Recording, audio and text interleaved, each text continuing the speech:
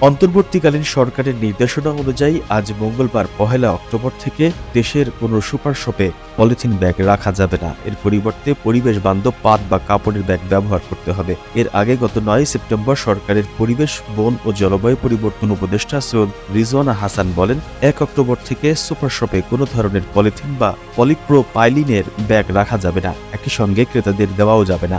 ওই দিন বিভিন্ন সুপার শপের প্রতিনিধি, বিভিন্ন মন্ত্রণালয়ের প্রতিনিধিরা উপস্থিত ছিলেন। পলিথিন ব্যবহারটা ক্ষতিকর, এটা রিসাইক্লিংই খালি সমাধান না। উৎপাদন পর্যায়ে অভিযানটা শুরু হবে ১ নভেম্বর থেকে। এরই মধ্যে দেশের অন্যতম বড় সুপার শপ স্বপ্নের পক্ষ থেকে গ্রাহকদের মোবাইল ফোনে খুদে বার্তা পাঠিয়ে পলিথিন ব্যাগ সরবরাহ না করার কথা জানানো হয়েছে। খুদে বার্তায় বলা হয়েছে, সরকারি নির্দেশনা অনুযায়ী ১ অক্টোবর থেকে স্বপ্নে বাজার করতে গিয়ে নিজেদের পরিবেশ বান্ধব ব্যাগ নিয়ে আসার জন্য অনুরোধ করছি। আপনি চাইলে সুলভ মূল্যে স্বপ্ন থেকেও এই ব্যাগ কিনতে পারবেন। অর্থাৎ গ্রাহকরা পরিবেশ বান্ধব ব্যাগ না নিয়ে গেলে পলিথিন ব্যাগের বিকল্প হিসেবে ব্যাগ বিক্রি করবে।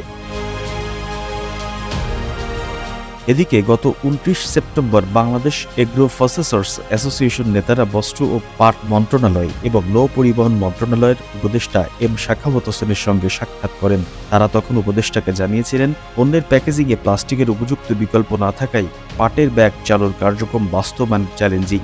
তাই প্যাকেজিংয়ের জন্য পাটের ব্যাগের চাহিদা মতো সরবরাহ নিশ্চিত করতে হবে। তখন এম শাখাওয়াত বলেছিলেন, সারা দেশে পাটের প্রচলন বাড়াতে হবে। আগামী মাস থেকে দেশের সুপার শপগুলোকে পাটের ব্যাগ চালুর কার্যক্রম নিয়েছে সরকার। এ মন্ত্রণালয় সে লক্ষ্যে কাজ করছে।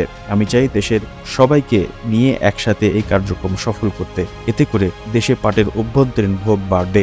সুপার শপগুলোতে যদি ব্যবহার হয় তাদের বিরুদ্ধে ফাইন হবে। ভ্রাম্যমাণ আদালতে তো আমরা এমপ্লয় করবো after this. The news Bangladesh news desk.